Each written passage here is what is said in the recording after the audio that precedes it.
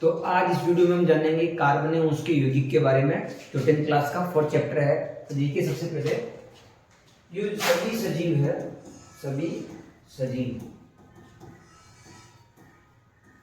वो कार्बन से बने होते हैं, यानी कि कार्बन आधारित होते हैं। क्या होते हैं वो? कार्बन आधारित होते हैं, कार्बन आधारित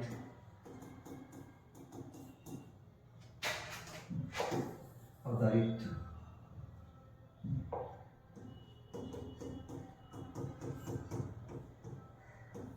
संरचना से बने ना,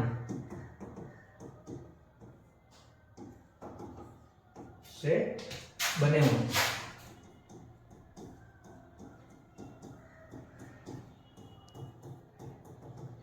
यानी कि कोई भी जीव अगर इस पृथ्वी पर जिंदा है तो उसमें कार्बन जरूर होगा ही होगा।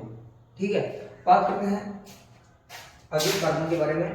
कार्बन क्या है और आवर्त सारणी में इसकी स्थिति क्या है देखते हैं। कार्बन का जो परमाणु क्रमांक देखते हैं, परमाणु क्रमांक क्या होता है? पहले इसका देखते हैं प्रतीक। क्या होते हैं? प्रतीक। पहले प्रतीक देखते हैं इसके बारे में। अब कार्बन के प्रतीक के बारे में देखते हैं। अब कार्बन के प्रतीक के बारे में देखते हैं। प्रतीक इसका C है। ठीक है, परमाणु क्रमांक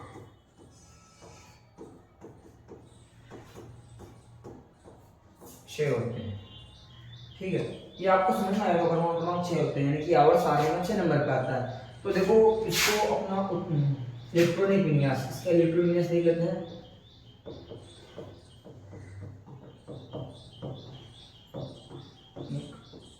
विन्यास ये मैं 10th क्लास के स्तर पे लिखूंगा, जैसे कि K, L, M। इसके K में होते हैं 2 इलेक्ट्रॉन और L में होते हैं 4 इलेक्ट्रॉन। और 11th क्लास के हिसाब से लिख सकता हूं मैं 1s2 2s2 2p2। ठीक है, यानी कि अब इसको एक उत्कृष्ट गैस की विन्यास प्राप्त करने के लिए 4 इलेक्ट्रॉन की आवश्यकता होती है, और 4 इलेक्ट्रॉन आवश्यकता भी होती है और 4 इलेक्ट्रॉन छोड़ भी सकता है। तो इसके बारे में बात करते हैं नेक्स्ट स्लाइड के ऊपर। जैसे कि मैं बोल रहा हूं कि कार्बन क्या करेगा? ये 4 इलेक्ट्रॉन छोड़कर उत्कृष्ट गैस की विन्यास प्राप्त कर लेगा, यानी कि यहाँ पे ये हीलियम के इक्वल आ गया। ठीक है, इसी तरह अगर ये 4 इलेक्ट्रॉन लेता है,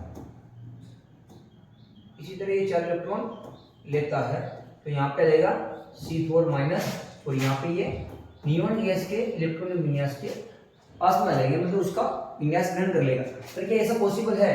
यहाँ पर देखो, जैसे कि इसके पास कितने इलेक्ट्रॉन है?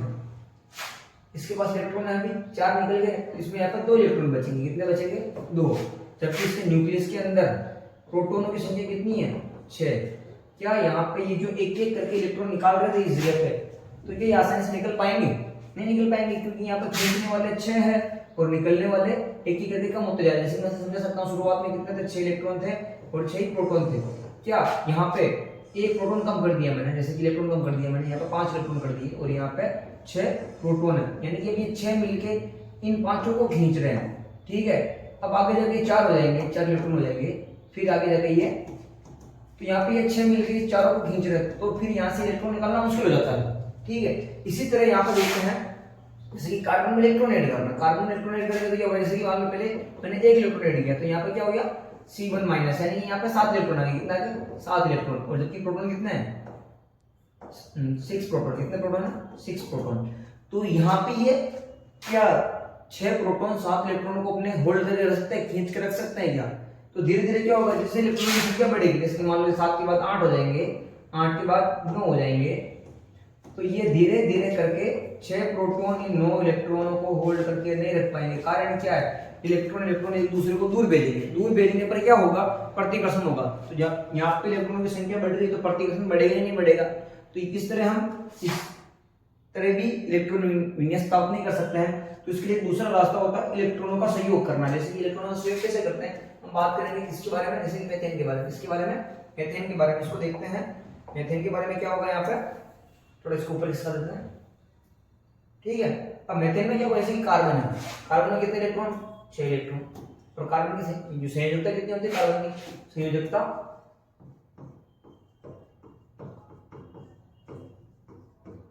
वो होती है 4, यानी कि ये 4 बॉन्ड यानी कि 4 बंध बना सकता है किसी के साथ में। जैसे कि यहाँ पे इसके बारे में बात करेंगे, 4 बना रखे हैं तो देखते हैं जैसे कि कार्बन के कितने इलेक्ट्रॉन है, 6 इलेक्ट्रॉन है, ठीक। और हाइड्रोजन के एक हाइड्रोजन होता है 1 इलेक्ट्रॉन, कितना होता है 1 इलेक्ट्रॉन। इसी तरह 4 हाइड्रोजन है, कितने हाइड्रोजन है 4 हाइड्रोजन है, तो टोटल मिला के कितने इलेक्ट्रॉन हो जाएंगे 4 इलेक्ट्रॉन हो जाएंगे। तो यहाँ पर देखो इन दोनों को मिलाकर 10 इलेक्ट्रॉन बन रहे हैं कि नहीं बन रहे हैं, 6 और 4 10 बन रहे हैं, क्या बन रहे हैं 10 बन रहे हैं। तो इसके बारे में देखते हैं कि ये कैसे एक संरचना बनाता है, इसके बारे में और बंध की संख्या देखते हैं। जैसे कि मान लीजिए कितना कार्बन है, क्या है कार्बन, इसके पास यूनिट तक उसमें कितने इलेक्ट्रॉन 4 इलेक्ट्रॉन, ठीक है। तो इसको 4 क्यों आ सकता है, तो हमने देखा कि ये 4 ना तो ले सकता है ना ही दे सकता है। तो अब क्या करेंगे, जैसे यहाँ पे ये हाइड्रोजन क्या है हाइड्रोजन, ये चारों हाइड्रोजन है।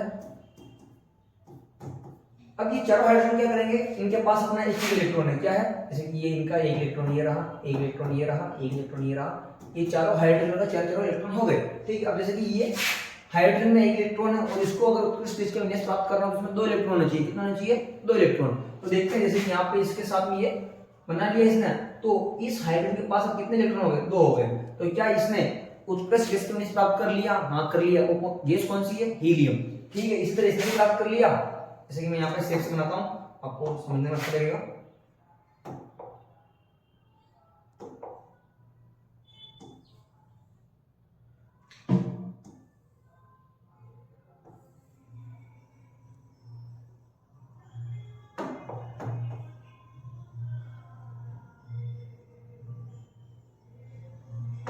ठीक है, देखो जैसे कि यहाँ पे ये हाइड्रोजन ने इसके इलेक्ट्रॉन लिए, मतलब आपस में शेयर कर दी इलेक्ट्रॉन, ये मिलकर एक बॉन्ड बनाएगा, क्या बनाएगा एक बॉन्ड बना देगा, ठीक है। ये मिलकर एक बॉन्ड बना देगा, ये मिलकर एक बना देगा।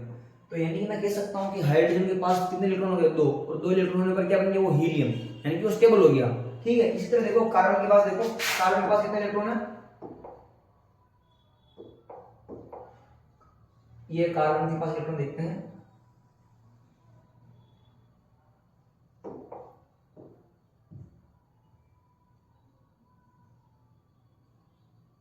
अब देखो कार्बन के पास कितने इलेक्ट्रॉन हो गए। जैसे कि मैं यहाँ पर कलेक्शन से बताता हूँ आपको ग्रीन पेन से, ये वाला देखो, ये कार्बन के इलेक्ट्रॉन कंसीडर हो रहे हैं, ये भी कार्बन के हो रहे हैं, ये भी कार्बन के हो रहे हैं, ये भी कार्बन के हो रहे हैं, यानी कि हम इस बड़े सर्कल को देखेंगे, इस बड़े सर्कल को देखेंगे, ये वाला इसमें भी आया नहीं, तो इसमें 8 इलेक्ट्रॉन हो गए, क्या हो गए 8 इलेक्ट्रॉन, यानी कि कार्बन के पास के कोष में कितने इलेक्ट्रॉन थे पहले 2 थे, और अल में कितना हो गए 8 हो गए, यानी कि इसमें 10 इलेक्ट्रॉन हो गए।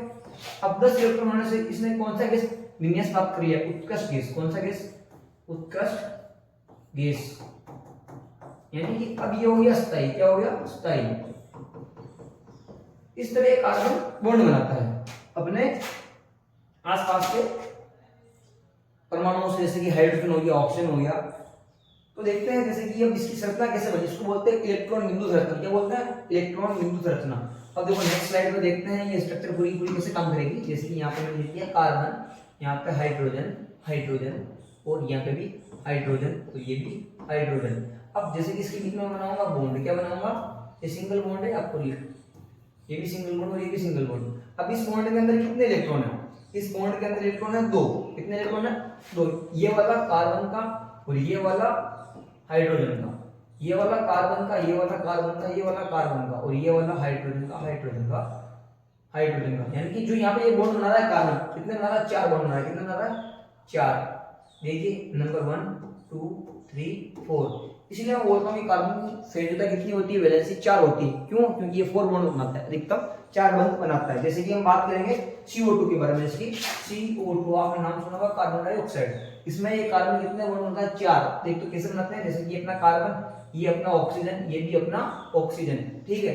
ये कार्बन के दोनों इलेक्ट्रॉन इस तरफ और 2 इस तरफ, 4 इलेक्ट्रॉन हो गए। ऑक्सीजन के पास होता है 6 इलेक्ट्रॉन, यहाँ पर बनाता हूँ 1 2 3 4 और 5 और 6, इसको मैं मिटा देता हूँ, बीमारी काम का नहीं है, ठीक है। इस तरह वैसे देखिए 1 2 3 4 5 और 6। अब देखो जैसे कि ये इलेक्ट्रॉन है, ये वाले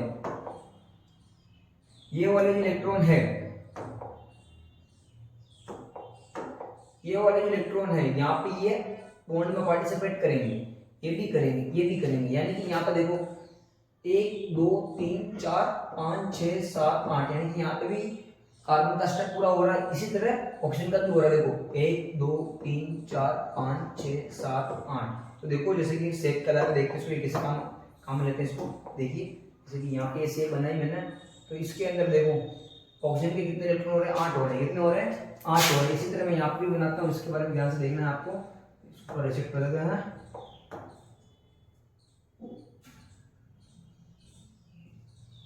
यहाँ पे भी हो गए 8 इलेक्ट्रॉन, ठीक है।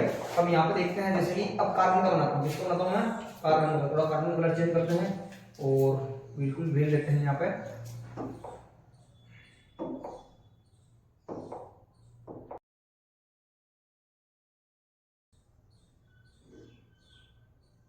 अब आप देखेंगे कार्बन के अंदर, कार्बन में कितने इलेक्ट्रॉन है, 1 2 3 4 5 6 7 8। यानी कि मैं इसको कैसे बना सकता हूँ, C डबल बॉन्ड, यानी कि मैं इसको ऐसे बना सकता हूँ जैसे ये दो डबल बॉन्ड ये रहा, ये डबल बॉन्ड ये रहा, यानी कि 2 इलेक्ट्रॉन ये रहे ऑक्सीजन के, 2 कार्बन के, 2 कार्बन के, 2 कार्बन के, 2 कार्बन के, और ये ऑक्सीजन के। ठीक है, ये इसका स्ट्रक्चर बन गया। आशा करता हूँ आपको समझ में आया होगा। Thank you.